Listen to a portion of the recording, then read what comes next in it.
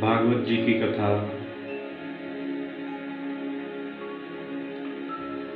कपिल अवतार को पूर्ण करती हुई आज चतुर्थ स्कंध में प्रवेश कर रही है।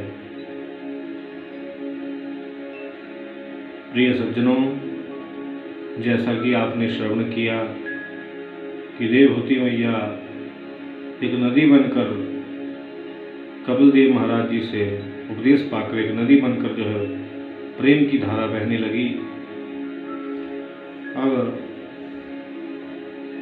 सौनकादि 88,000 ऋषियों को लक्ष्य करते हुए श्री सूत जी कहते हैं और इसी कथा को सुकताल के गंगा नदी के पावन तट पर परमहंस शिरोमणि श्री सुखदेव भगवान राज ऋषि सप्तम परीक्षित को इस कथा को श्रवण करवा रहे हैं कि माता देवहूति का वंश आगे फिर नहीं चला।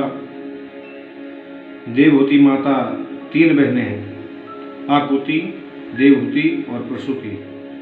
प्रसूति नाम की जो बहन है वो दक्ष नाम के प्रजापति से ब्याही गई।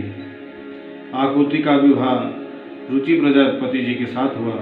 उन्हीं के यहाँ भगवान यज्ञ नारायण जी का प्रादुर्भाव हुआ। बोली यज्ञ रे भगवान की।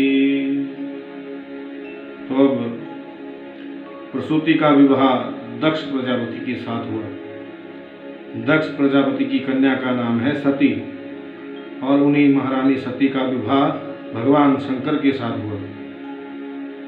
सती महारानी अनाहुत होने के बाद श्री दक्ष प्रजापति के यज्ञ मंडप में गई। शिव ने दक्ष को प्रणाम नहीं किया था, इसलिए दक्ष शिव से द्वेष करता था। सती महारानी यज्ञ मंडप में गई, वहां अपने पति का अनादर देखा, बस योगाग्नि में अपने शरीर को भस्म करके नष्ट कर दिया। भगवान शंकर के गणों ने यज्ञ को विध्वंस करना चाहा, लेकिन यज्ञ के आचार्य भृगु मुनि ने अभिमंत्रित जल से उनको वहां से भगा दिया। सती का जाने का समाचार भगवान शंकर को मिला। अपनी जटा को उखाड़कर जमीन पर पटक दिया। उससे वीरभद्र नाम का एक वीर उत्पन्न हुआ, जिसने आकर यज्ञ का विध्वंस किया। दक्ष को पकड़कर उसका मस्तक अलग कर दिया। देवताओं ने भगवान शंकर की से प्रार्थना की। भगवान शंकर जी पधारे और दक्ष प्रजापति को बकरे का मुख लगाया। भृगु आदि ऋषियों को भी दंडित किया और यज्ञ में जैसे ही अंतिम आहुति डाली, यज्ञ में साक्षात नारायण प्रकट हो गए। श्री नारायण भगवान स्तुति की। शंकर जी नारायण का सत्वन करके सती के देह को लेकर चले। जहाँ जहाँ सती के शरीर के अंग प्रत्यंग गिरते चले गए, उसी जगह एक एक स्थान पर एक शक्तिपीठ बन गया। वहां जाकर मनुष्य अपनी मनोकामनाओं को पूर्ण करने लगे।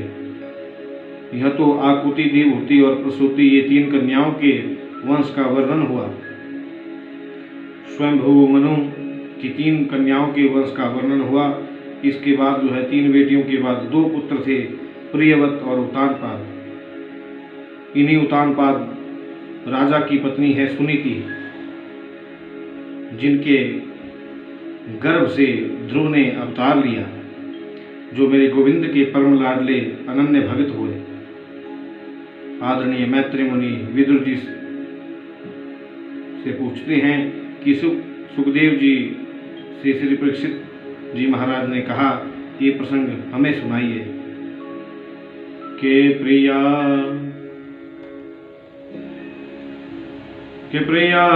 वर्तोत्तान पादौ सतरूपा पतये सुतौ वासुदेवस्य कलया रक्षायां जगत स्थितौ।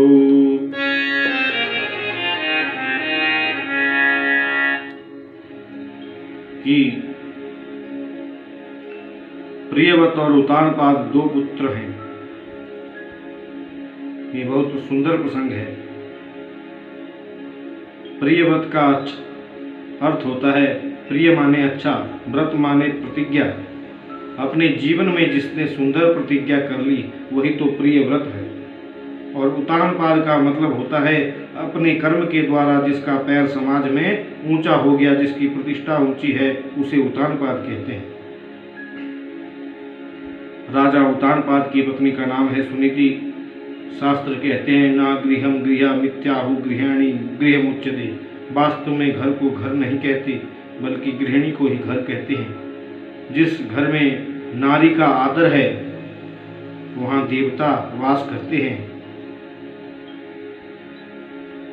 उदाहरण के लिए एक बहुत सुंदर परिवार है। सेठ जी के विवाह की को 19 वर्ष हो गए, बेटा बेटी कुछ नहीं है, क्या करूं? पत्नी बोली हमने सोच लिया है किसी रिश्तेदार के बालक को गोद ले लेंगे, आपका क्या विचार है? मैंने कहा मेरी बात मानोगे? दोनों बोले हाँ जी महाराज जी बोलिए। फिर मैंने कहा तुम्हें गोद लेना है तो बच्ची गोद लेना, बेटा नहीं, क्योंकि पुत्र कदाचित कुपुत्र हो सकता है, बेटी कभी कुपुत्री नहीं हो सकती। पिता की इज्जत का ख्याल जितना बेटी रखती है उतना पुत्र नहीं रख सकता। नारी का आदर्श जीवन है पति के लिए, पिता के लिए, सासू के लिए, ससुर के लिए नारी का आदर घर में होना ही चाहिए। इन्होंने एक बच्ची को गोद ले लिया। बड़ा खुशहाल परिवार चल रहा था। हमने सुना कि वह बच्ची अभी पिताजी के ऑफिस जाती है, पिताजी का सारा बिजनेस संभालने लगी है। कहने का मतलब क्या है? घर में पुत्र होना जितना जरूरी है, बेटी होना उतना ही ज़्यादा आवश्यक है। बेटी घर में तो होनी ही चाहिए। उत्तानपाद राजा अपनी पत्नी का बहुत सम्मान करते हैं, बहुत आदर करते हैं। उत्तानपाद राजा एक बार सुदूर प्रांत में भ्रमण करने गए और वहाँ की राजा की पुत्री को देखा जिसका नाम है सुरुचि। सुरुचि के प्रति आकर्षण हो गया। सुरुचि के साथ गंधर्व विवाह कर लिया और बोले हमारे घर चलो। राजा उत्तानपाद के घर सुरुचि आ गई। उसने घर में प्रवेश करते ही पूछा ये कौन है? राजा बोली ये मेरी बड़ी पत्नी है सुनीति। सुरुचि बोली ये यदि इस घर में रहेगी तो मैं यहाँ नहीं रह सकती, या तो इसको रखो या मुझे रखो। छोटी पत्नी के प्रति ज़्यादा आकर्षण होने की वजह से राजा ने बड़ी पत्नी का त्याग कर दिया। ऐसा मन में उनके गलत भाव जगा और सुनीति का त्याग किया। सुनीति गर्भवती थी, एक पर्णकुटिका में रहने लगी। वहाँ उसने एक सुंदर पुत्र को जन्म दिया। उस पुत्र का नाम है ध्रुव। कैसा अद्भुत बालक कि होनहार बीरवान के होत चिकने पात। होनहार वृक्ष के पत्ते बचपन से ही चिकने होते हैं। माता सुनीति ने मन में संकल्प किया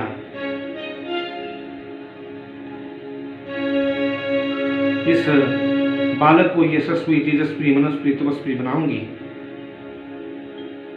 एक बात आपसे कहें, स्त्री यदि चाहे तो घर को स्वर्ग बना सकती है, स्त्री चाहे तो घर को वैकुंठ बना सकती है, स्त्री चाहे तो घर को नरक का अड्डा भी बना सकती है।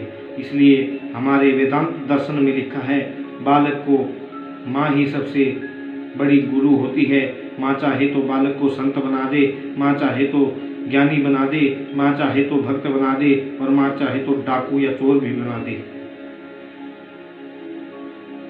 कहीं हम कथा कह रहे थे, हमने देखा सबसे आगे कथा में जो बालक बैठा था बड़े प्रेम से कथा सुनता। हम कथा सुनाते समय इतनी जानकारी तो रखते ही हैं कि कौन प्रेम से सुन रहा है और कौन नहीं सुन रहा है। ये तो वक्ताओं को पता है, चल जाता है, चेहरे में सब जानकारी होती है। वो 8वीं कक्षा का छात्र, 12 वर्ष का बच्चा बड़े प्रेम से कथा सुने। उसकी याददाश्त इतनी तेज जो कथा में दिन में हम सुनाए रात को हमको सुना दे। आपने आज ये प्रसंग बताया, ये बात बताई, इतना जिज्ञासु, हमें बड़ा आश्चर्य हुआ। मैंने देखा उसकी दादी जी तो झोंका लेती नींद का, लेकिन वो बच्चा तो बड़ा कथा प्रेम से सुनता। छठे दिन कथा का विश्राम होने के बाद मैंने उस बच्चे की दादी से पूछा, ये बालक आपके घर में कोई संत जन्म लेकर आया है? ये बालक कोई बहुत बड़ा योगी है? ये मनीषी आया है कोई तुम्हारे घर जन्म लेकर? जानते हैं उस बच्चे की दादी जी ने क्या कहा? बोली, महाराज जी, मेरा पोता माला लेकर आपकी कथा में बैठता है और आपकी कथा में को प्रेम से सुनता है। महाराज, मैं कथा तो नहीं सुनती, बस इस पोते को ही देखती रहती हूँ। मुझे डर लगता है ये कहीं बाबा ना बन जाए, ये कहीं संत ना बन जाए। हमने कहा, माता चिंता तो ये करो, कहीं ये बालक चोर या डाकू ना बन जाए। संत बनना तुम्हें मजाक लगता है? महात्मा होने तुम्हें मजाक लगता है? हंसी का खेल लगता है? अरे पीले लाल वस्त्र पहनने वाले को महात्मा नहीं कहते, भभूति रमाने वाले का नाम महात्मा नहीं होता। महात्मा तो एक संस्कृति का नाम है, जिसने क्रोध को जीता, काम को जीता, जो सबसे प्रेम करता हो, जो हमेशा सबकी भलाई चाहता हो। ऐसा व्यक्ति यदि पैंट शर्ट भी पहनता है तो भी वह महात्मा है, धोती कुर्ता पहनता है तो भी वह महात्मा है, गोरा है तो भी वह महात्मा है, काला है तो भी महात्मा है, देसी है तो भी महात्मा है, अगर विदेशी है तो भी महात्मा है। लाल हरे पीले नीले कपड़े पहनने वाले को संत नहीं कहते माता। ऐसे महात्मा तो पचासों जो है पैसे कमाने के लिए घूमते फिरते हैं। 50 पैसे की जोगिया रंग की चूड़ियां में कपड़े रंग लो और हो गए महात्मा। महात्मा तो एक संस्कृति का नाम है। महान यस्य आत्मा स महात्मा, जो आत्मीय महान गुणों से जिसकी आत्मा सुसज्जित है वही महात्मा है। तो ये क्यों सोचती हो मैया कि ये महात्मा हो जाएगा? कहने का भाव क्या है, माँ चाहे तो बच्चे को कुछ भी बना सकती है, इसलिए माँ को चाहिए बच्चे में सुंदर संस्कार डाले। माता सुनीति जहाँ कहीं भी सत्संग में जाती, नन्हे से बालक ध्रुव को गोद में लेकर जाती। एक बात आपसे और कर दूं, कथा में बच्चों को जरूर लाना चाहिए। सुनते सुनते उनमें संस्कार पड़ते हैं, अच्छे विचार उनके होते हैं। और जब भी माता सुनीति संतों को प्रणाम करती, ध्रुव से कहती, बेटा प्रणाम करो। जब ध्रुव जी 4 वर्ष के हो गए, एक बार संत ने सुनीति से कहा, बेटी बहुत सेवा करती हो, हम तुम्हारी सेवा से प्रसन्न हुए, आज वरदान मांग ही लो। क्या चाहिए तुम्हें? जो मांगोगी तुम्हें देंगे। सुनीति बोली, क्या मांगूं बाबा, मेरी कोई कामना नहीं है, वर देना है तो केवल एक वर दे दो, बस आप संतों का सत्संग मिलता रहे, संतों का सत्संग मिल जाए, इससे बड़ा वरदान और क्या होगा। संतों ने कहा, नहीं बेटी, कुछ तो तुम्हें मांगना ही पड़ेगा। मैं मांगने को कहता हूँ, मांगती क्यों नहीं? सुनीति ने कहा, तो बाबा एक वर दे दो। मेरी सौत है ना सुरुचि, उसके विवाह को 4 वर्ष हो गए, उसके अभी भी बालिक नहीं हुआ। आप आशीर्वाद करें तो उसके घर में भी एक पुत्र हो जाए। उस महात्मा ने कहा, बेटी, जिस रानी की वजह से राजा ने तुम्हें निकाल दिया और तुम्हें साध्वी जैसा जीवन जीना पड़ा, तुम जैसी साध्वी उसके पुत्र की कामना करती हो, तुम जरूर पुत्र होगा उसे, क्योंकि तुमने कहा है बेटी, तुम्हारा पुत्र यशस्वी बनेगा, तेजस्वी बनेगा, तपस्वी बनेगा, उसके तो पुत्र होना ही है। के कदा सुरुचे पुत्रम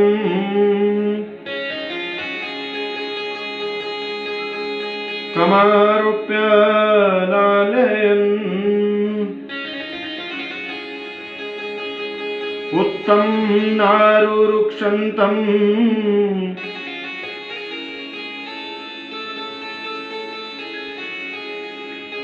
ध्रुवं राज्यभ्यनन्दत।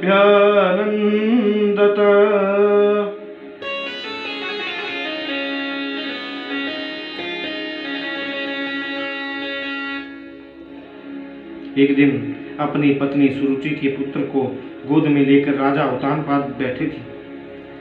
सुरुचि के पुत्र का नाम उत्तम था। उत्तानपाद कहते हैं, जीव को मैं उत्तानपाद हूँ, आप भी उत्तानपाद हैं। प्रत्येक जीव जो है उत्तानपाद है। 2 पत्नियां होती हैं उत्तानपाद की। बड़ी पत्नी का नाम है सुनीति, छोटी का नाम है सुरुचि। सुनीति का मतलब होता है सुष्टु एव नीति यस्य सा सुनीति, जो हमेशा शास्त्र की नीति पर चले उसी का नाम सुनीति है। सुरुचि का अर्थ होता है स्वस्य रुचि यस्य सा सुरुचि, मन में जो आ गया वो कर लिया, मन जो मांगे वही करने की इच्छा ही सुरुचि है। जहाँ सुनीति होगी वहाँ ध्रुव का प्रादुर्भाव होगा। पिता की गोद में चढ़ने बालक ध्रुव गया। पिताजी पिताजी कहकर गोद में चढ़ने को तैयार हुआ। पिता ने ध्रुव को गोद में लेने के लिए हाथ बढ़ाए, लेकिन राजा ने ध्रुव जी को गोद में लेने को जैसे ही हाथ बढ़ाए, छोटी माता ने मना कर दिया, इसलिए गोद में नहीं ले पा रहे हैं। उनके मंच पर चढ़ने का तो मुझे अधिकार है। जैसे ही ध्रुव जी पिता की गोद में चढ़ने को तैयार हुए, छोटी माता ने धक्का दे दिया। इस मंच पर बैठने का अधिकार तुम्हें नहीं है। ध्रुव ने पूछा, क्यों? क्या ये मेरे पिताजी नहीं हैं? सुरुचि डांट कर बोली, ये तुम्हारे पिताजी तो हैं, लेकिन मैं तुम्हारी माता नहीं हूँ। इस मंच पर बैठने के लिए उनका पिता होना जितना आवश्यक है, जितना जरूरी है, उससे ज़्यादा मेरे गर्भ से अगर तुमने जन्म लिया होता तो इस राजगद्दी पर भी बैठता, इस राज्य को भी संभालता। केवलोऽसि व्रतम्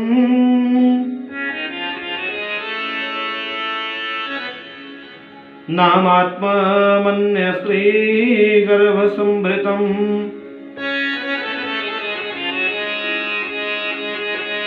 नूनं वेद भवान् यस्य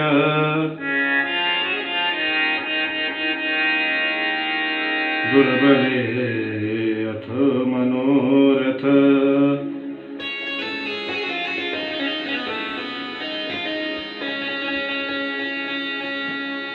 दूसरी स्त्री के गर्भ से जन्म लिया है तूने, इसलिए इस मंच पर बैठने का तुम्हारा कोई अधिकार नहीं, इस गद्दी पर तुम्हारा कोई अधिकार नहीं।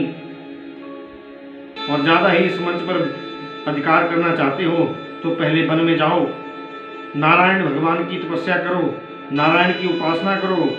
नारायण जब तुमसे कहे तो वरदान मांगना, तो कहना, प्रभु ऐसा वर दे दो कि मैं माता सुरुचि के गर्भ से मैं चला जाऊं। नारायण की दिव्य कृपा से जब मेरे गर्भ में आओगे, मेरे गर्भ से जन्म लोगे, उसके बाद ही इस मंच पर बैठने का अधिकार तुम्हें प्राप्त होगा, इससे पहले नहीं। ध्रुव जी तो देखते रह गए, क्या कहती है माता सुरुचि। नारायण की दिव्य कृपा से जब मेरे गर्भ में जाओगे तभी जो है मैं सिंहासन पर बैठूंगा। अपनी माता की बागबानों से आहत हो गए ध्रुव जी। जैसे सोते हुए सर्प के को कोई डंडे से प्रहार कर दे, सर्प भूल नहीं सकता, वैसे ही ध्रुव जी भी जोर जोर से श्वास लेते हुए, हुंकारे भरते हुए श्वास चढ़ी जा रही है, दौड़े दौड़े और माता सुनीति के पास आए। सुखदेव जी कहते हैं, परीक्षित, माता सुरुचि ने केवल ध्रुव जी का ही अपमान नहीं किया, बल्कि भगवान का भी अपमान कर दिया। हम कथा क्यों करते हैं, सत्संग क्यों करते हैं, प्रवचन क्यों करते हैं? इसलिए कि गर्भ में आने जाने का चक्कर ही छूट जाए। लेकिन सुरुचि ने तो अपने गर्भ को ही इतना सुंदर मंदिर माना है कि मेरे गर्भ में आने के लिए भगवान की तपस्या करना जरूरी है। तो बताओ, सुरुचि का गर्भ भगवान से ऊंचा हो गया ना। रोते रोते ध्रुव जी आए। माँ सुनीति ने दौड़कर गोद में भर लिया। क्या बात है बेटा, क्या हुआ वत्स, क्यों रोते हो? बालक ध्रुव ने सुनीति माँ से कहा,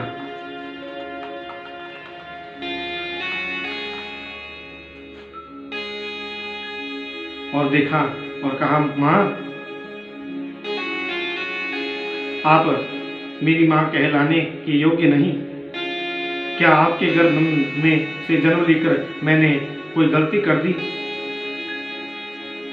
फिर कौन से सद्गुण विद्यमान हैं माता सुरुचि में जो आप में नहीं? किन सद्गुणों के अभिमान की वजह से सुरुचि ने आपका अपमान किया? वास्तव में यदि मैं आपका पुत्र हूँ तो माता सुरुचि के एक एक शब्द का बदला लेकर मानूंगा। सुरुचि ने ऐसा क्यों किया माँ? माँ सुनीति ने तुरंत ध्रुव के मुंह को बंद कर दिया और बोली, माँ मंगलम जातम परेषु मस्ता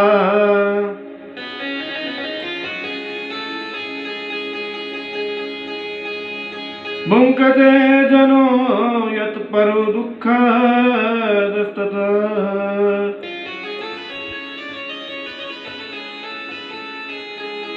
सत्यं शुचा सुरच्याभिकम् भवान में यदुर्भाग्या उदरे ग्रहेत।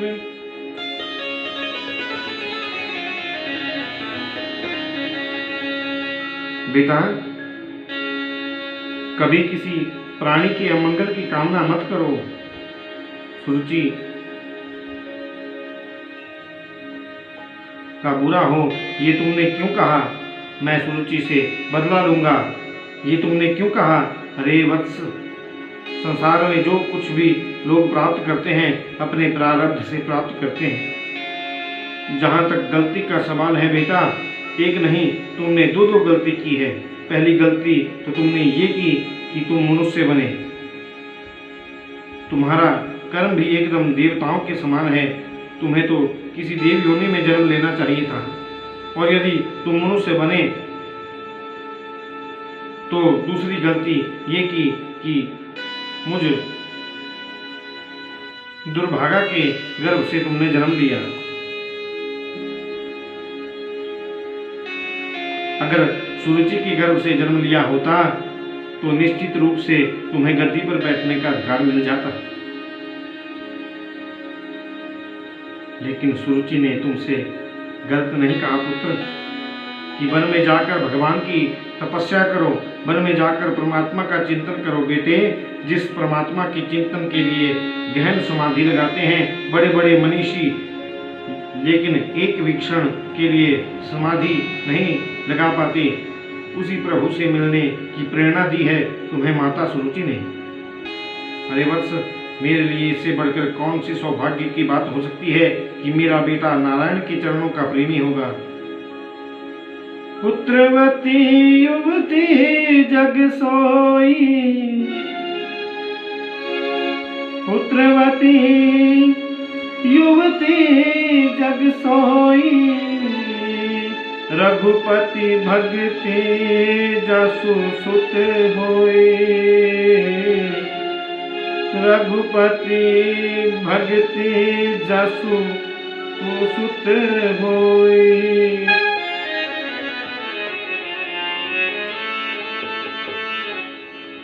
वही माँ वास्तव में पुत्रवती है,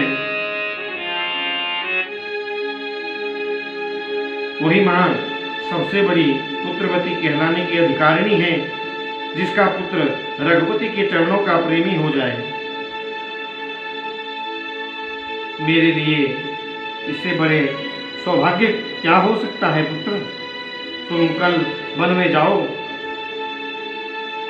तो इससे अच्छा है कि आज ही चले जाओ बेटा, और आज जाओ तो अभी चले जाओ। आज से संबंध जोड़ लो कि परमात्मा तुम्हारा है, प्रभु केवल तुम्हारा है। ध्रुव ने कहा, माता आप ही भी मुझे वन में जाने की प्रेरणा देती हो, लेकिन वो कहाँ रहता है? भगवान कहाँ वास करते हैं? कहाँ उनका निवास है, मुझे बताओ। माता ने कहा, वो सब जगह रहते हैं। महाराष्ट्र में एक बहुत बड़े संत हुए हैं, टुकड़िया जी महाराज। एक बार संत टुकड़िया घर से निकले किसी ने उनसे प्रसन्न कर दिया। परमात्मा कहा रहता है, तुकरा जी ने आकाश की ओर देखा और उनके मुख से कुछ पंक्तियां निकल पड़ी। क्या?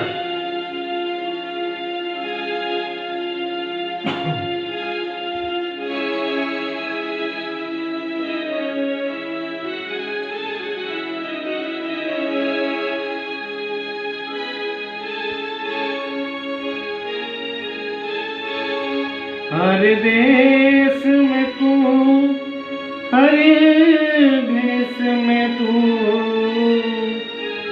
तेरे नाम अनेक तू एक ही है, तेरे नाम अनेक तू एक ही है।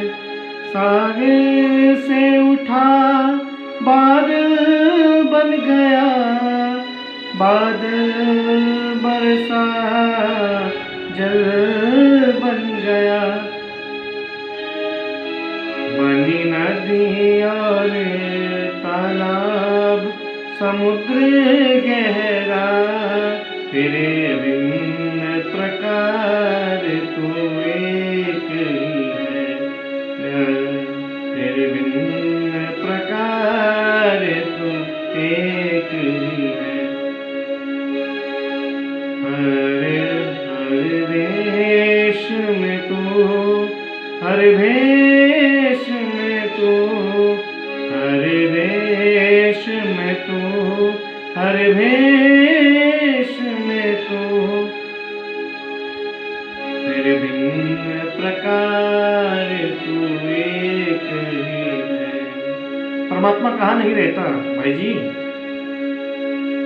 सर्वत्र यदा तदा कृष्ण ही विद्यमान है, राम ही विद्यमान है, मेरा शिव ही विद्यमान है। अलग अलग नामों से पुकारोगे लेकिन तत्व तो एक ही है ना। सर्वत्र वो ही है। माता सुनीति ध्रुव जी से कहती हैं, बेटा परमात्मा का सर्वत्र वास है, उनको खोजने का प्रयास करना, तुम सीधे वन में जाओ। मुझे आपत्ति नहीं है ध्रुव। ध्रुव जी के मन की दृढ़ता और बढ़ गई, वन की ओर प्रस्थान कर लिया। लेकिन शास्त्र कहते हैं, गुरु बिन भव निधि तरही न कोई, जो विरंच संकर सम होई। बिना गुरु के कोई भव सागर से पार नहीं हो सकता। ब्रह्मा और शंकर के समान भी कोई ऐश्वर्यशाली हो चाहे तो भी गुरु श्रेष्ठ नहीं मिला तो परमात्मा नहीं मिल सकता।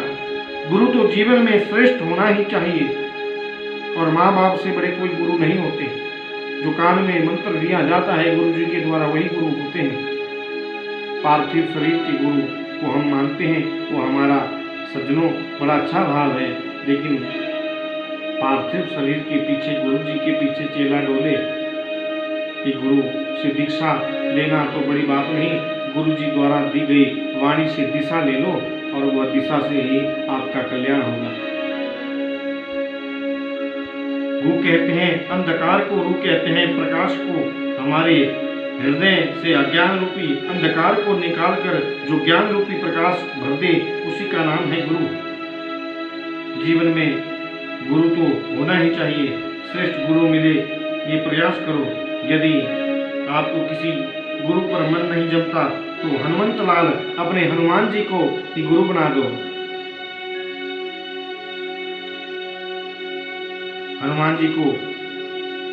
हनुमान जी जो है आपको अवश्य में राम जी से मिला देंगे। ध्रुव जी महाराज ने अपने मन में संकल्प किया, क्या करूं, मेरा कोई गुरु नहीं, बिना गुरु मुझे मार्ग कौन बताए, बिना गुरु परमात्मा से मिलाने को कौन कहेगा मुझे। मन में भावना जगी, उनके मन में बहुत क्लेश भी था, लेकिन मन में संकल्प श्रेष्ठ हुआ। तो सामने से आ रहे थे नारद जी,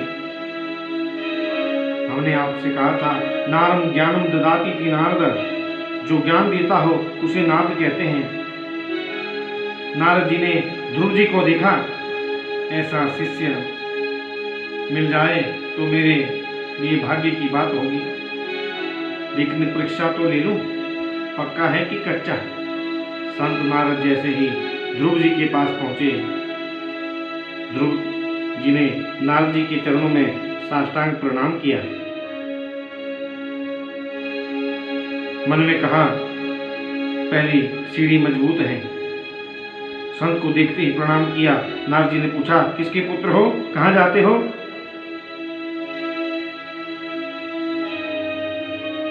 ध्रुव ने कहा, हम उतानपाद के पुत्र हैं, वन में जा रहे हैं भगवान को प्रकट करने। नारद जी झूठे से हंसे, वन में भगवान वन में भगवान रहते तो वन में तो भगवान नहीं रहते भाई, वन में तो बब्बर शेर रहते हैं, नाश्ता कर जाएगा पता भी नहीं चलेगा, लौट जाओ वापिस।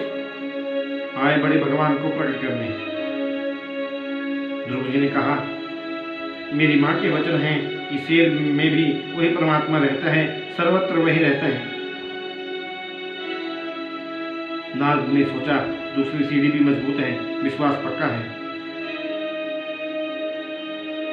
नारद ने कहा, ठीक है, लेकिन भूख लगेगी तो कितनी बार भोजन करते हो? ध्रुव जी ने कहा, कभी 4 बार, कभी 5 बार कर लेता हूं जी,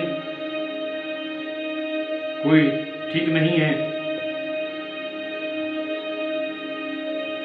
मेरी माँ मुझे गोद में बिठाकर भोजन कराती है, तब करता हूँ। नारद जी ने कहा, यही तो मैं कह रहा हूँ, वन में तुम्हारी माता थोड़ी आएगी भोजन करवाने। जब भूख लगेगी, भोजन याद आएगा तो कौन भोजन देगा तुम्हें? इसलिए जाओ, लौट जाओ।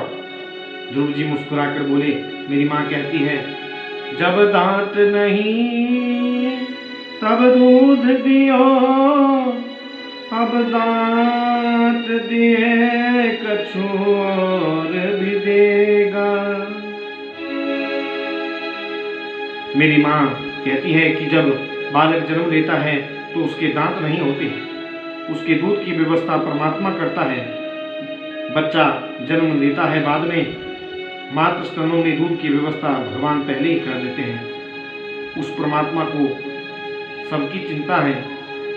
जब दांत नहीं थे तो दूध दिया, अब दांत दिए हैं तो अन्न की व्यवस्था वही करेंगे। लेकिन आप नारद जी नहीं हो सकते, क्योंकि मेरी माँ कहती है कि एक बार जिसको नारद जी मिल जाए तो उसको भगवान मिलकर ही रहते हैं, भगवान से मिलाकर ही वे रहते हैं। आप कैसे नारद हैं, मुझे घर लौटने को कह रहे हैं? आप नारद नहीं, कोई पाखंडी मालूम होते, कोई बहरूपिया लगते। नारद जी ने दौड़कर ध्रुव को गले लगा लिया, कहा, बेटा मेरी बात तो सुनो, मैं ही नारद हूँ। ध्रुव जी बोले, नहीं, आप नारद नहीं हो सकते। नारद जी का हृदय भर आया, बेटा तुम्हारी परीक्षा ले रहा था, आनंद की बात है, तुम मेरी परीक्षा में पास हो गए। ऐसा छोटा सा नन्हा सा बालक, ऐसी निष्ठा परमात्मा के चरणों में, मुझे बहुत प्रसन्नता है। वन में तुम्हें जाना ही चाहिए बेटा, लेकिन तुमने कोई गुरु बनाया? ध्रुव जी बोले, आपसे बड़ा गुरु कौन बनेगा? मुझे क्षमा करें, क्रोध में आकर पता नहीं मैं आपको क्या क्या कह गया।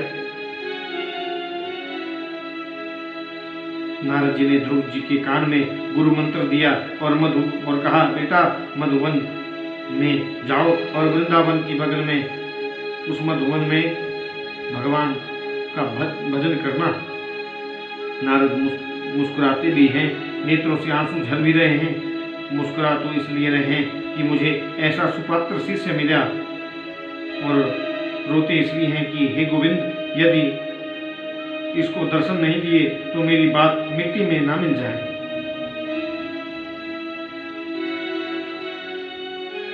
इसलिए नारद ने कहा, यदि तुम्हें गोविंद को प्राप्त करना है तो पहले मन को जीतना, और मन को जीतना है तो पहले रसना को जीतना। मधुवन में जाकर यमुना स्नान करना, जीभ पर काबू पाना, धीरे धीरे जीभ जब वश में हो जाए, बेटा फल खाकर भजन करना, पत्ते खाकर फिर भजन करना।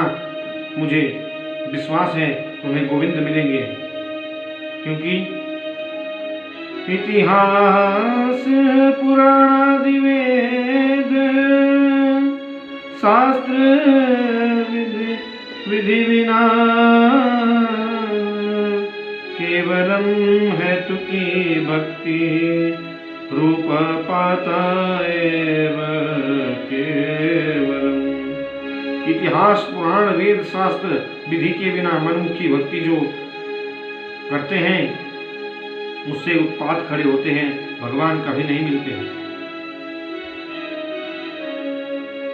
और ध्रुव जी कहते जा रहे हैं, यमुना में स्नान किया, स्नान करके आचमन किया, एकांत जगह बैठकर वट वृक्ष के नीचे खड़े हो गए और कहते जा रहे हैं, ओम नमो भगवते वासुदेवाय, ओम नमो भगवते वासुदेवाय, वासुदेवाय मेरो कृष्ण चंद्राय, वासुदेवाय मेरो कृष्ण चंद्राय, ओम नमो भगवते वासुदेवाय। अब ध्रुव जी तो लग गए ध्यान में। ध्रुव जी के भजन का पहला महीना चल रहा है, 3 दिन तक कुछ नहीं खाते, तीसरे दिन शाम को केवल फल तोड़कर खा लेते।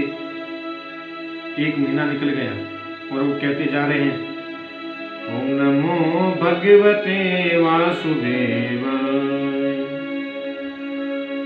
ध्रुव जी का भजन का दूसरा महीना शुरू हुआ, 6 दिन तक कुछ नहीं खाते, 6वें दिन जो है शाम को केवल पत्ते तोड़कर खा लेते, फल भी नहीं खाते अब, और कहते जा रहे हैं, ओम नमो भगवते वासुदेवाय। के त्रिरांत्रे प्राप्ते कवित्वदराशन आत्मवत्तानुसारेण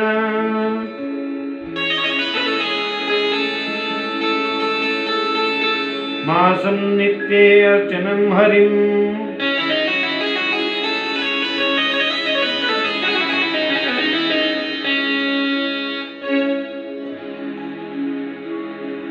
अखंड भजन चल रहा है। ध्रुव जी के भजन का तीसरा महीना प्रारंभ हो गया और 9 दिनों तक कुछ नहीं खाते, 9वें दिन केवल पानी पीकर रहते।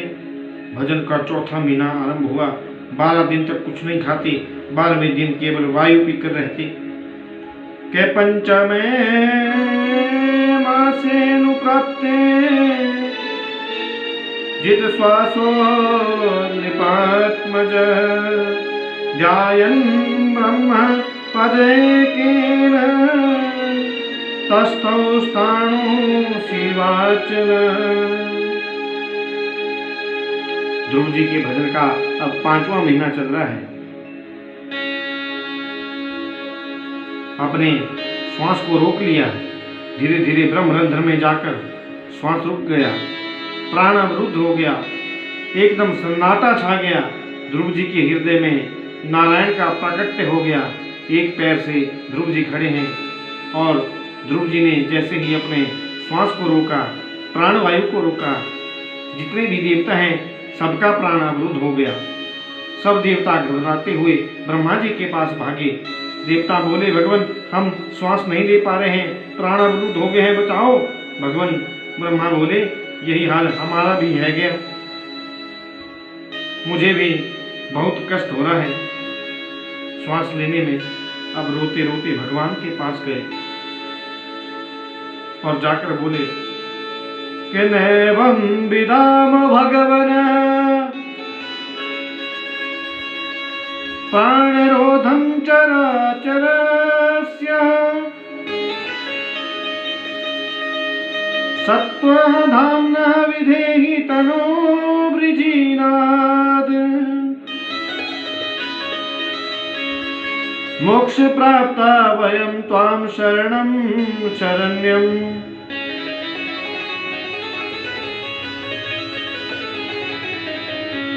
हमें बचाइए भगवान, हमारे प्राण क्यों अवरुद्ध हो रहे हैं, हम जानते नहीं प्रभु।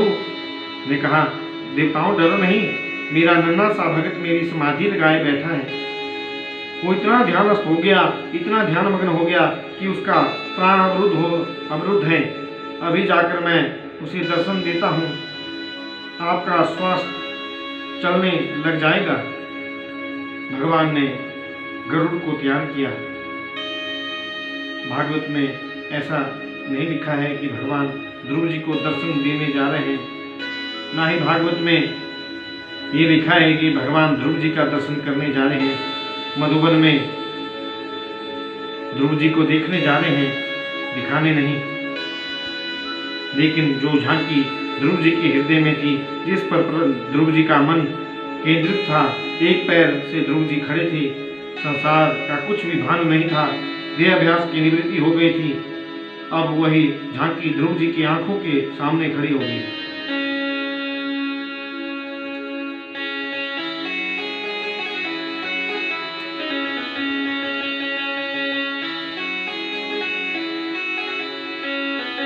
आंखों के सामने जैसे ही झांकी खड़ी हुई,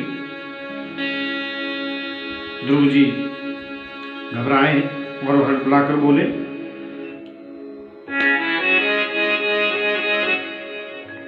वही नारायण भगवान सामने खड़े हैं। बोले नारायण भगवान की।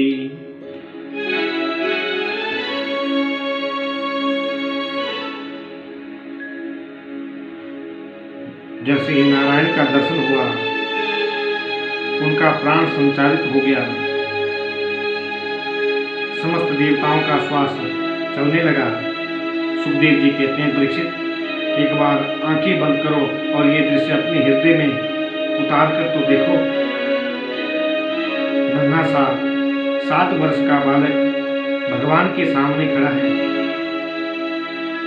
चतुर्भुजी नारायण ध्रुव जी को दर्शन दे रहे हैं। कितनी सुंदर झांकी है, कितना मनोरम दृश्य है। लेकिन दोनों आपस में एक दूसरे को देख रहे हैं।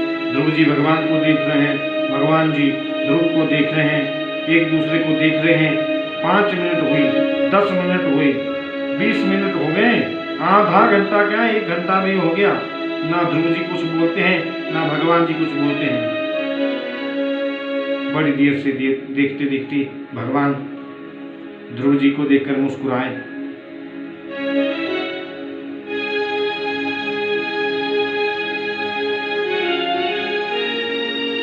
और जब भगवान मुस्कुराए तो ध्रुव जी भी हंसने लगे।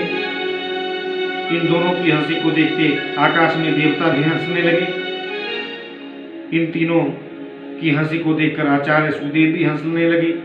इन चारों की हंसी को देखकर राजा परीक्षित भी हंसने लगे। और इन 5 की हंसी देखकर हजारों संत भी वहां हंसने लगे। परीक्षित बोले, प्रभु बड़े कृपालु हैं, भगवान इसलिए हंसे। देखो मेरे इस भोले भंडारी नन्हे से भगत को इतनी देर में से इसके सामने खड़ा हूं, कुछ बोलता ही नहीं, कुछ कहता ही नहीं। ध्रुव जी इसलिए हंस पड़े कि क्या बोलूं, मुझे कुछ बोलना आता ही नहीं तो क्या बोलूं। देवता इसलिए हंस पड़े, ऐसा मौका यदि हमें मिल जाता तो मांगने की लंबी विषय सूची बना देते। सुखदेव जी इसलिए हंस पड़े कि जब गोविंद मिल जाए तो मांगोगे क्या। परीक्षित इसलिए हंसे कि इतनी कृपा की आपने कथा के माध्यम से उस झांकी का हमें दर्शन करा दिया।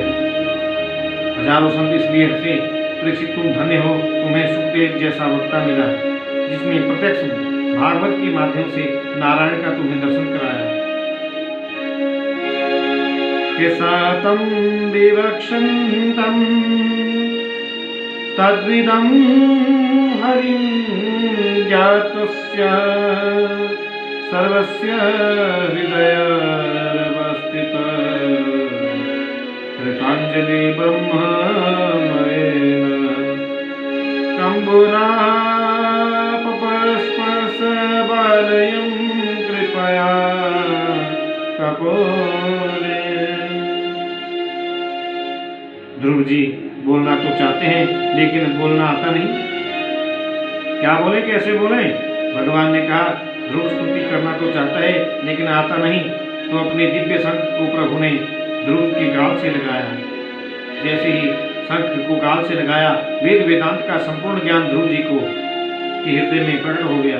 के मूकम करोति वाचालम पंगुम लंघ्यते गिरिं यत्कृपातमहं वन्दे परमानंदमाधवम्। बताओ, मीरा ने कभी कॉलेज का मुख देखा? मीरा ने कभी कॉलेज में अध्ययन किया? मीराबाई की कविताएं आज स्नातक की कक्षाओं में, यूनिवर्सिटी में, पीएचडी में पढ़ाई जाती है। मीरा के साहित्य पर लोग पीएचडी करते हैं। ये किसकी कृपा है? केवल मात्र मेरे गोविंद की कृपा है। जिस सूरदास ने कभी स्कूल का मुख नहीं देखा, उन सूरदास की कविताओं की एक एक लाइन पर लोग पीएचडी करते हैं। गोविंद जिस पर कृपा कर दे उसके लिए कोई बड़ी बात नहीं। ध्रुव जी के गाल से अपने शंख को प्रभु ने लगाया। वेद वेदांत का संपूर्ण ज्ञान ध्रुव के हृदय में हो गया।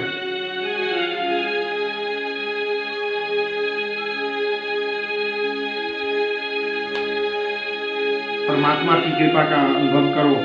उसकी कृपा बरस रही है। हम उसे कितना ले सकते हैं, ये हमारी श्रद्धा के पात्र पर निर्भर करता है। बारिश हो रही थी। मेरा बर्तन 5 किलो का था। पड़ोसी का 50 क्विंटल पानी भर गया। भरेगा 5 किलो ही भरेगा। मेरे उस बर्तन में ऐसी ही परमात्मा की कृपा बरसती है। हमारी श्रद्धा का, हमारे विश्वास का पात्र जितना गहरा होगा, कृपा उतनी ही मिल पाएगी। ध्रुव जी पर कृपा बरस गई। ध्रुव जी ने प्रभु की ऐसी सुंदर स्तुति की, मैं शब्दों में आप सबको क्या बताऊं। उस स्तुति को एक एक अक्षर स्वर्ण जड़ित है। ध्रुव जी की निष्ठा अद्भुत है, क्योंकि ध्रुव का अर्थ होता है निष्ठावान। ध्रुव का मतलब है अविनाशी। ध्रुव का मतलब है निश्चयात्मक बुद्धि। ध्रुव का मतलब है दृढ़ निश्चय। आदरणीय सुखदेव जी महाराज श्री परीक्षित से वर्णन कर रहे हैं कि मैत्रेय मुनि विदुर जी को प्रसंग सुना रहे हैं। वही बात परीक्षित को सुना रहे हैं सुखदेव जी।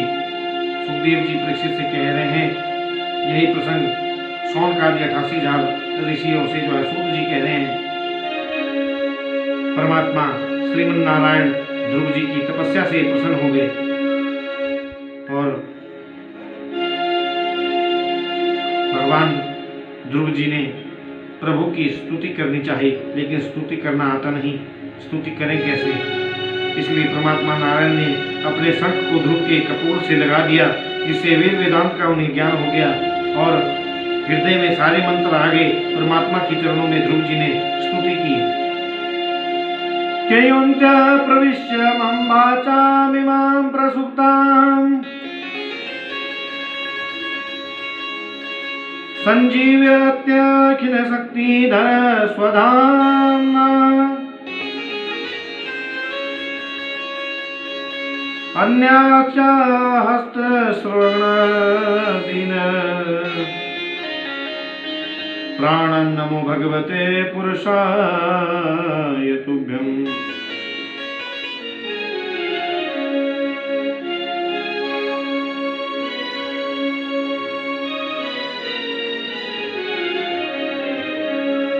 श्री ध्रुव जी कहते हैं, भगवान मेरी सोई हुई वाणी को आज आपने जगा दिया। आपके चरणों में बार बार वंदन करता हूँ। जीव की वाणी सोई रहती है। आप कृपा करें तो जग सकती है। आपकी कृपा बिना जीव आपको जान भी नहीं पाता। बिना जाने आपके चरणों में प्रीति कैसे करे। के जो जान ही ताही देहु जनाई, जानती तुम ही हो जाई। उमा दारू जो सित करनाई, सब ही न चावत राम गोसाई। परमात्मा को जानने वाला परमात्मामय हो जाता है। लाली मेरे लाल की जित देखूं तित लाल, लाली देखण मैं गई मैं भी हो गई लाल। ध्रुव जी कहते हैं आज मैं भाग्यवान हूँ, पुण्यात्मा हूँ, अपने आप को कृतार्थ मान रहा हूँ कि मेरी वाणी जो प्रसुप्ता थी, सो गई थी, उसको आज भगवान ने जगाया। परमात्मा कृपा करे तो पवन चले तो हमें श्वास मिले। परमात्मा की कृपा से सूर्यदेव प्रकाश देकर दुनिया के रोगों को विनाश करते हैं। चंद्रमा जो वनस्पतियों के अधीश्वर कहलाते हैं, समस्त कार्यों को करते हैं। ध्रुव जी कहते हैं आज मैं धन्य हो गया, आपके एक आशीर्वाद चाहता हूँ। भगवान बोले कहो क्या चाहिए? आपके संतों के चरणों में मेरी प्रीति हो जाए और उत्तर भक्ति की वृद्धि मन में होती रहे। भगवान ने सोचा ये भक्ति तो मांग रहा है, संत चरणों में प्रेम तो मांग रहा है, परंतु वन में आकर ध्रुव जी ने तपस्या की थी, उस मूल उद्देश्य क्या था? आप ध्यान दें।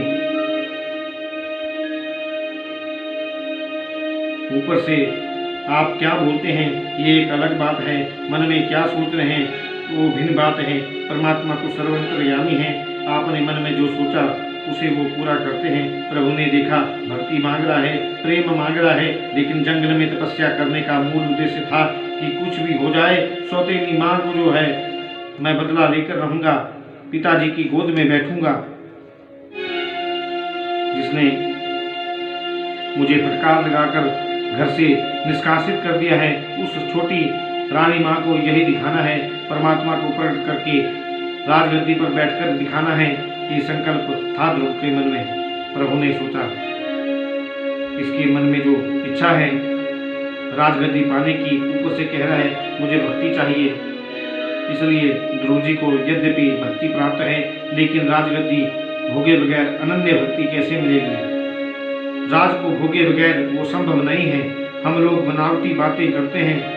ध्रुव जी महाराज हृदय से कह रहे हैं, वाल्मीकि रामायण के सुंदर कांड में राम जी की शरणागति का इतना सुंदर वर्णन है। रघुवीर कहते हैं कोई एक बार भी मुझसे कह देवे मैं आपका हूँ तो मेरा व्रत है, मेरी प्रतिज्ञा है, उस प्राणी को अभय देता हूँ। और हम तो दिन में 50 बार गाते हैं, तेरा तुझको अर्पण क्या लागे मेरा, ओम जय जगदीश सारे। और बाजार जाएंगे तो घटिया वाले अमरूद लेंगे। पूछा क्या करोगे? मंदिर में चढ़ाना है। धोती खरीदेंगे सस्ती वाली, क्या करोगे? पंडित जी को देनी है। ये बेईमानी परमात्मा को अच्छी नहीं लगती। एक सेठ जी थे, हनुमान जी से बोले मेरे घर पोता नहीं है, महाराज पोता हो जाना चाहिए। हनुमान जी को उसने पिलपिला अमरूद चढ़ा दिया। सेठ जी के घर पोता हुआ, परंतु उसका सिर भी पिलपिला हुआ। हनुमान मंदिर गया, बोला ये क्या हुआ? बोले जैसा तुम्हारा अमरूद वैसा तुम्हारा पोता। कहने का तात्पर्य क्या कि परमात्मा को ही तेरा तुझको अर्पण वाणी से कहने से क्या होगा? अपने मन में श्रद्धा से जो सामग्री भेंट करो, जैसे मैं साक्षात प्रभु को ये भेंट चढ़ा रहा हूँ। मेरा क्या है? मेरा जो भी है राम वो केवल आपका है। ऐसा कौन सी चीज है जिसे मैं अपनी कहकर आपको समर्पित करूं? ध्रुव के मन में इच्छा है राज्य की, ऊपर से कहते हैं मुझे भक्ति चाहिए। भगवान मुस्कुराकर बोले बेटा भक्ति तो तुम्हें अनायास ही ऐसे ही प्राप्त है। अभी तुम घर जाओ, राज्य को भोगो, प्रशासन को संभालो। भक्ति तो तुम्हें मेरी मिल चुकी है। ध्रुव जी लौटकर घर आ रहे हैं। माता पिता को जैसे ही पता चला कि हमारा पुत्र ध्रुव आ रहा है, पिता ने रथ सजवाए, घोड़े सजवाए, हाथी सजवाए। ध्रुव ने कहा अब रथ पर चढ़ने की आकांक्षा नहीं है, अब घोड़े पर बैठने की इच्छा नहीं है, अब तो अभिलाषा जीवन में केवल एक है। तृणादपि शुचिनेव तिरोरिव सहिष्णुना अमानिना मानमादेन कीर्तनीयं सदा हरि। देखो भक्ति का सिद्धांत क्या है, अपने आप को तिनके से भी छोटा समझो, मैं तिनके से भी छोटा हूँ, ये भाव रखना, वृक्ष से भी ज्यादा सहनशील बनना, स्वयं अपने सम्मान की कभी कामना नहीं करना और दूसरे को हमेशा आदर देना, कीर्तन को जीवन का परम लक्ष्य बनावे, उसी मनुष्य का जीवन श्रेष्ठ बनता है। मेरे कहने का तात्पर्य क्या है, ध्रुव ने जैसे ही महल में प्रवेश किया कि जा पर कृपा राम की होई, ता पर कृपा करे सब कोई।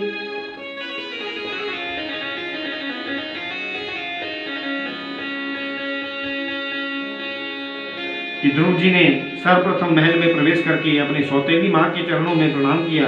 परमात्मा से मिलने की प्रेरणा जो देता है वो शत्रु भी सबसे बड़ा मित्र है।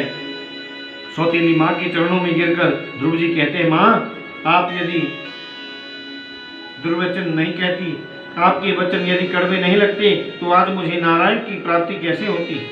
उसके बाद ध्रुव जी ने अपने पूज्य पिता के चरणों में प्रणाम किया और कहा, पिताजी मेरी सौतेली माँ के प्रति आपका अनुराग नहीं होता तो मुझे वन में आप कभी नहीं जाने देते। ये मेरा सौभाग्य है कि आज आपकी कृपा से जो है मुझे नारायण मिले हैं।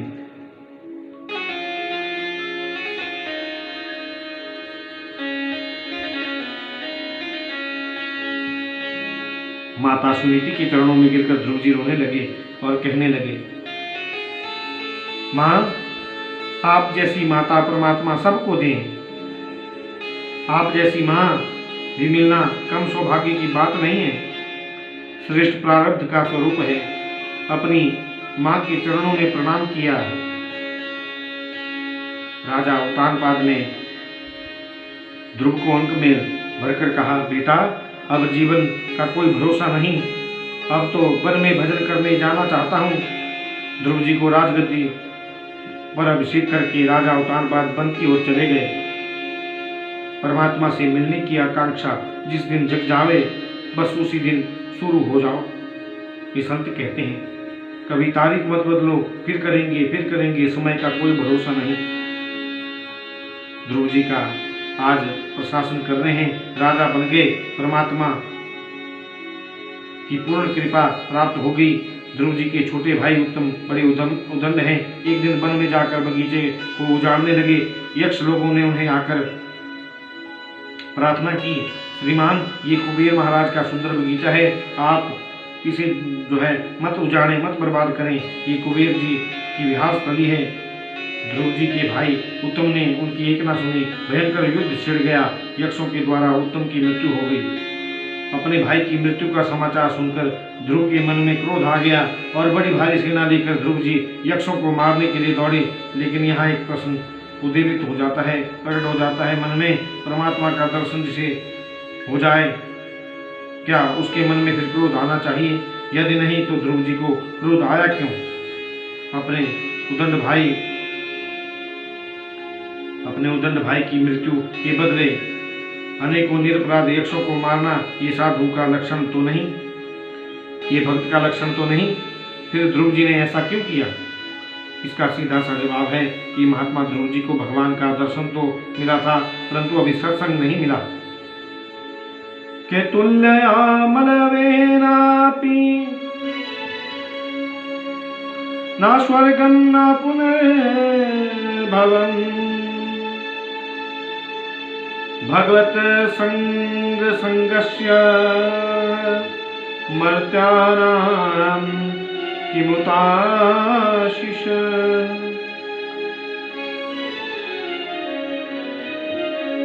एक पल का भी सत्संग किसी को मिल जाए तो उस सत्संग की बराबरी कोई नहीं कर सकता, ना स्वर्ग कर सकता है, ना मुक्ति कर सकती है। ये बात नितांत सत्य है। क्या ध्रुव जी ने जीवन में 100-200 बार कृष्ण का दर्शन नहीं किया? दुर्योधन ने दर्शन किया, शिशुपाल ने 10-5 बार तो श्री कृष्ण का दर्शन क्या नहीं किया? पर वे भी तो क्रोध को ना जीत सके। क्रोध पर विजय तो प्राप्त नहीं कर सके। इसका बहुत सीधा सा मतलब है कि उन्हें भगवान का दर्शन तो मिला था, लेकिन सत्संग नहीं मिला। नारद जी ने ध्रुव जी को परमात्मा के दर्शन का मंत्र तो बता दिया, लेकिन आत्मज्ञान का सत्संग उन्हें अभी नहीं मिला। बिना सत्संग के जीव को मोक्ष नहीं मिल सकता। कि बिनु सत्संग विवेक न होई, राम कृपा बिनु सुलभ न होई। बिनु सत्संग के जीव का विवेक नहीं मिलता। राम की कृपा बिना सत्संग से सुलभ नहीं होती। परमात्मा जब पूरी कृपा करते हैं तो ही सत्संग मिलता है, नहीं तो मैं ऐसे हम इतने लोगों को जानते हैं, बगल वाले फ्लैट में भागवत हो रही है और बगल वाले फ्लैट में दूसरे जो है ताश खेल रहे हैं, नीचे वाले फ्लैट में भागवत हो रही है और ऊपर वाले फ्लैट में जो है लोग टीवी देख रहे हैं। सत्संग का चस्का जिसको लग जाता है, सत्संग का अनुराग एक बार जिसको हो जाए, उस पर परमात्मा की कृपा तो बरसती ही है। लक्ष्मी उस घर को छोड़कर कभी नहीं जाती। परमात्मा की कृपा बरसती है और लक्ष्मी स्थायी रूप से वहाँ वास करती है। सत्संग के प्रति रुझान हो।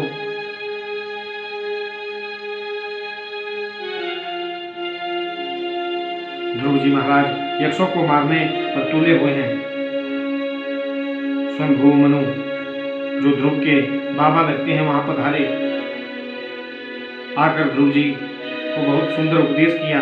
बेटा ध्रुव, जिस मार्ग पर तुम चल रहे हो ये ऋषिकेश की अनुवृत्तियों का मार्ग नहीं है। तुम तो नारायण के परम लाडले भक्त हो ना बेटा। भगवान के भक्त के लक्षण क्या हैं? कण कण में परमात्मा का दर्शन करना।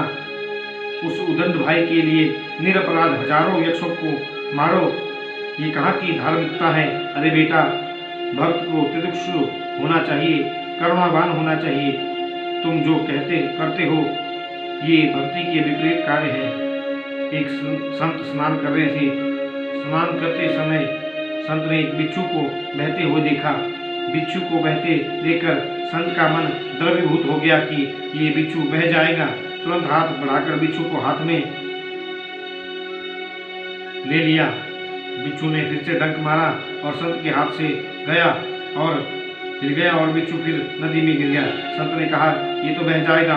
जल में हाथ डालकर फिर से निकाला। बिच्छू ने फिर डंक मारा और वह जो है 3-4 बार ऐसे ही होता रहा। एक व्यक्ति साथ में संत के जा रहे थे। उन्होंने कहा बाबा, बार बार ये बिच्छू आपको डंक मारता है, बार बार आप इसको निकालते हैं, बह जाने दो इसे, इसका बहना ही ठीक है। संत ने कहा देखो, ये 5 ग्राम का बिच्छू अपने स्वभाव को नहीं छोड़ता। जो भी इसको पकड़ेगा उसे डंक मारेगा। तो मैं सोच रहा हूँ जब ये छोटा सा बिच्छू अपने स्वभाव को नहीं छोड़ता तो मैं 80 किलो का संत जो है होकर अपने स्वभाव को कैसे छोड़ूं? बिच्छू का स्वभाव है पकड़ने वाले को डंक मारना और संत का स्वभाव है बहते हुए को बचाना। जब ये अपना स्वभाव नहीं छोड़ता तो मैं अपना स्वभाव कैसे छोड़ूं? इसलिए हमारे संत कहते हैं, गोस्वामी तुलसीदास कहते हैं, संत हृदय नवनीत समाना, कहा करी पर किवही जाना, निज परिताप द्रवहि नवनीता, पर दुख द्रवहि संत सुपुनीता। संत का हृदय नवनीत के समान होता है, ऐसे कवियों ने कहा है, पर कह नहीं सके क्योंकि नवनीत तो अपने नीचे वाली अग्नि से तपित होता है। संत तो दूसरे दुख से द्रवित हो जाता है, इसलिए संत का हृदय माखन से भी ज्यादा कोमल है, ऐसा गोस्वामी बाबा ने कहा है। मनु महाराज ने ध्रुव से कहा, बेटा तुम तो परम संत हो, इन हजारों यक्षों को कष्ट देना तुम्हें शोभा नहीं देता। अपने परम पूजनीय संत बाबा स्वयं मनु के उपदेश से ध्रुव जी के जीवन में परिवर्तन आ गया और सर्वस्व छोड़कर वन में चले गए। यद्यपि उन्होंने अपने अनेक वर्षों तक राज्य को संभाला, प्रशासन किया, परंतु भगवान के धाम को जाने के लिए वन में तपस्या के लिए चल पड़े। वहाँ अनेक वर्षों तक तपस्या करने के बाद प्रभु के धाम से सुंदर विमान आया। विमान में प्रभु के पार्षद बैठे हैं। जैसे ही ध्रुव जी विमान में बैठने के लिए तैयार हुए सो वहां एक देवी आ गई, साक्षात मृत्यु देवी। ध्रुव ने कहा, आपका परिचय माता जी? बोले, मैं मृत्यु हूं, इस संसार की मालकिन हूं, यह मेरा लोक है, इसलिए इस लोक का नाम है मृत्यु लोक। यहाँ हर चीज मरने वाली है।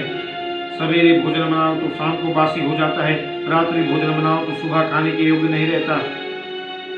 यहाँ जो भी जन्म लेता है सबको मरना पड़ता है। चींटी जन्म लेगी वो भी मरेगी, हाथी जन्म लेगा वो भी मरेगा। इस शरीर को सेठ जी बोलो, पंडित जी बोलो, संत जी बोलो, शंकराचार्य जी बोलो, महामंडलेश्वर बोलो, जो भी बोलो, शरीर की गति तो तीन ही होती है, सबको मरना है। क्या आया है सो जाएगा, राजा रंग फकीर। कोई सिंहासन चढ़ चला, कोई बंधा जंजीर।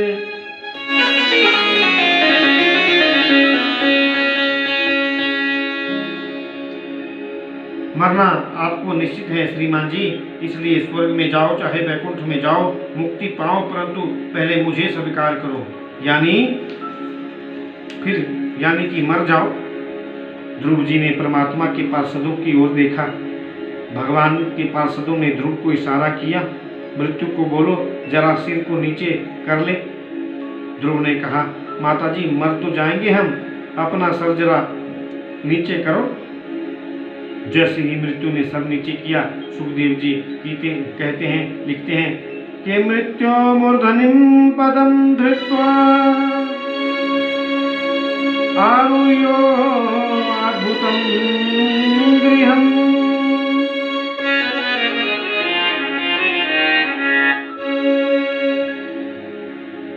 देवी मृत्यु ने जैसे ही सिर को नीचे किया, मृत्यु देवी के सिर पर चरण रखकर ध्रुव जी विमान में बैठ गए। बेचारी मृत्यु टुकुर टुकुर करते हुए देखती है। ध्रुव जी ने मृत्यु पर विजय प्राप्त कर ली। देखो ये इतना सब हुआ किसकी कृपा से? नारद की कृपा से सद्भाव ध्रुव के मन में आया। नारद की कृपा से स्वयंभू मनु का सत्संग मिला। और संत तुलसीदास कहते हैं, संतन के संग लाग रे तेरी बिगड़ी बनेगी।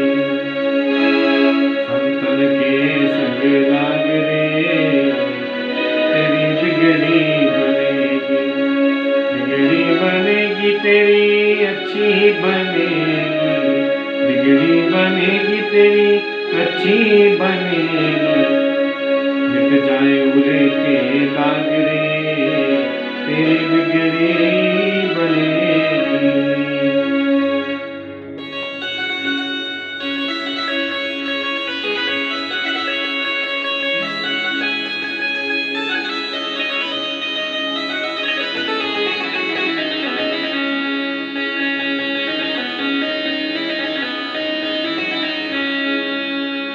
संत तुलसीदास जी कहते हैं, कलुषित व्यक्ति भी संतों के संग से सुधर जाता है। जैसे पारसमणि को लोहे से छुआएंगे तो लोहा भी स्वर्ण हो जाता है। जीवन में तीन चीजें ऐसी हैं जो प्रत्येक व्यक्ति में ज्यादा होती हैं। हमारे शास्त्र कहते हैं, ममता किसी से मत करो, प्रेम सभी से करो। प्रेम करना चाहिए, ममता नहीं। सज्जनों, ममता बांधती है, प्रेम परमात्मा से मिलाता है। आज आप में मेरे राधा माधव का वास है, मेरी माँ मेरे गोविंद का वास करते हैं, मेरे गोविंद वास करते हैं। ये सोचकर मैं प्रेम कर सकता हूँ, लेकिन शरीर रूप से यदि मैं आपके प्रति आकर्षित हूँ, आपके प्रति ममता करूँ, तो ये ठीक नहीं। व्यक्ति को तीन चीज़ों में ममता ज़्यादा है। पहला है धन, दूसरा है पुत्र और तीसरी है स्त्री। सत्संग ही सर्वोत्तम साधन है परमात्मा से मिलने का। भागवत में तो यहाँ तक वर्णन कर दिया संत सुखदेव जी ने कि स्वर्ग मुक्ति और वैकुंठ ये सुख भी 1 मिनट के सत्संग के आगे थोड़े होते हैं। सत्संग सर्वोत्तम है। तात स्वर्ग अपवर्ग सुख धरे तुला एक अंग। सत्संग की महिमा कितनी महान है, ध्रुव जी इसके प्रत्यक्ष प्रमाण हैं। गिलानी से तुमने प्रभु के नाम को जपा, लेकिन संत कृपा से उसे परमात्मा मिल गए। सत्संग को जीवन में अपनाओ, ये हम ये कहना चाहते हैं। आचार्य सुखदेव जी कहते हैं कि हे राजन परीक्षित, ध्रुव जी के पुत्र हुए उत्कल, उत्कल महाराज के वंश में आगे हुए अंग, और अंग महाराज के पुत्र हुए बेन, और कल जो है आपको अग्रणी कथा में पृथु अवतार की कथा सुनाई जाएगी। तो आज के लिए जय श्री कृष्ण, जय श्री राम, जय श्रीमन।